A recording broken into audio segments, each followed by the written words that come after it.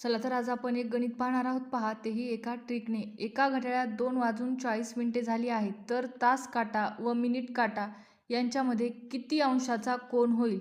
मग दोन काठ्यांमधील जर अंशाचा कोन काढायचा असेल तर त्याचं एक मी तुम्हाला सूत्र सांगणार आहे. पहा, तासाला 30ने गुणावे हे लिहून घ्यायचं आहे. पहा, आणि मिनिटांना 5.5ने गुणावे हे सूत्र आहे, हे लिहून घ्या. आणि आता आपण तासाला 30 गुणणार आहोत, म्हणजेच 2 गुणुले 30 किती होईल? 60 होईल. तसेच मिनिट किती आहेत? 40 गुणुले 5.5 बरोबर 220 येतं. पहा यांचा गुणाकार. आणि आता यांची वजाबाकी करायची आहे, म्हणजेच तासाची आणि मिनिटाची जी आपण गुणाकार करून उत्तर आलं आहे त्याची वजाबाकी करायची आहे. म्हणजेच 220 वजा 60 बरोबर किती येतं? 160 अंश.